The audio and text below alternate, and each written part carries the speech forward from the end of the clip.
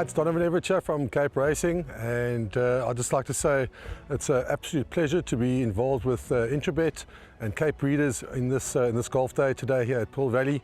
It's fantastic for the industry to see all the relevant stakeholders coming down and having a good time and networking, and it's exactly what the industry needs right now in terms of moving forward and recreating some positivity to take us forward into the next year.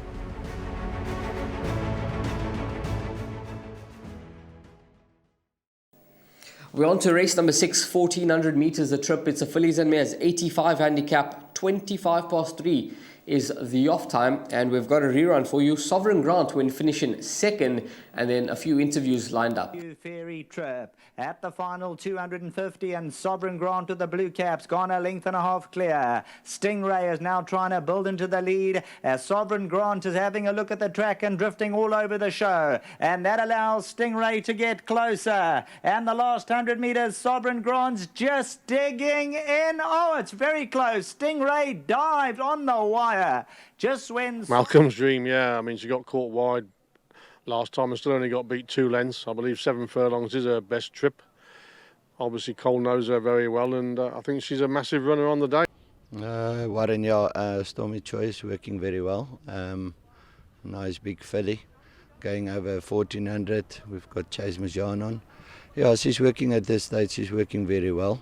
She's got a good draw. So if she can settle in the race, you know what? I have to give her a good chance in the race. But yeah, lovely filly, like I said, yeah. Lucky Mrs. Evergreen, good last run. So the handicapper is starting to catch up with her a little bit now, and obviously James is losing his claim that he had. So the 1.5 kilos will help. She's very well in herself, and I think you can expect another honest run. I would include her in quartet. Fabulous on her favourite course and distance. Obviously the draw is a bit of a concern out at that wide gate, but you know, she does like to run at them, so hopefully she'll be flying at the finish.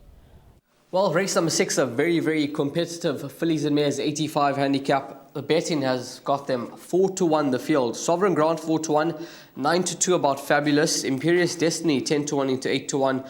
Bitcoin Baby, Lucky Miss, Aisling all at 8-1, and then it's 10-1 and better bar those. I think that this is an absolute field race. It is a race where it looks to be very, very trappy in terms of the pick 6 and jackpots. Place accumulators, I think you can try and narrow your selections down, but I think when in terms of the win bet, it looks to be a tricky race. Top selection, each way playing the race for me will be number 7, Lucky Miss. I think this 5-year-old daughter of Water Winter is in a superb space at this point in time. I was encouraged by her last start when finishing 4th behind Lady Heist. I know she is dropping in trip to 1400 meters, but this is the distance that she prefers. It's her best distance. 10 runs, 4 wins, 3 seconds to her name. She's got 61 kgs on the back. She has to concede weight to majority of the field here. It's not going to be an easy task, but I think she's a horse that is certainly capable, and I think she's going to run a massive race. She's down in class on her last 2 starts, so I make her the each way play at around 8-1 in the market. Number 6, Bitcoin Baby.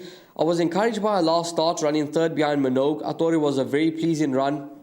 I think she's got quite a bit of scope for improvement, and from that form line, Celtic Beauty has come through to win. So there's definitely a lot to like about Bitcoin Baby. She's gone up to 2 points for that run, but she comes in with just 55 kgs on the back, so she'll be a player.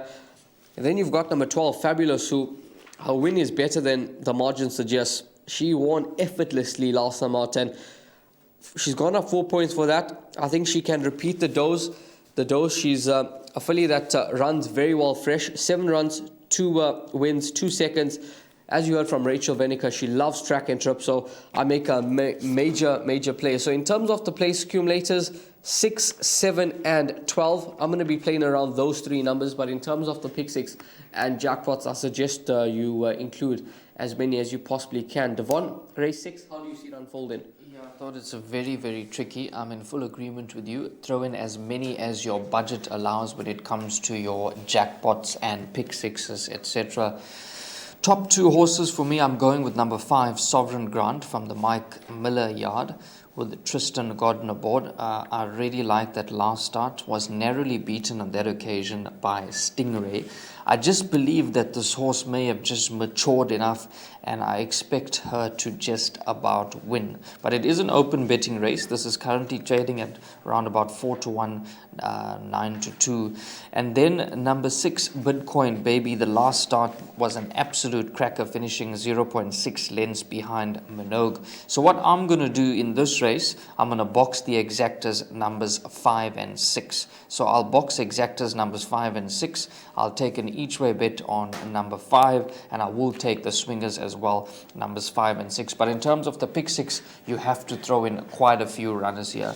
But like I said about number 5, Sovereign Grant, I just think that she has matured enough, and I think she's going to run an absolute blinder. But you can't really be too confident because there are many horses with chances here. Yeah, you heard from Mark Dixon. He thinks that Malcolm Dream will be a major contender here. She's around 10-1. Excuse me. Teeny Prince, who does like a bit of number 4, Stormy Choice as well, and he thinks that she could run into the quartets, and that filly's at around 12-1 in the market. So it's a race where you can make a case for a number of runners. Devon's going 5 and 6. I'm going to go 6, 7 and 12 in race number 6, but it's all up to you how you're going to play the 6th race on the day.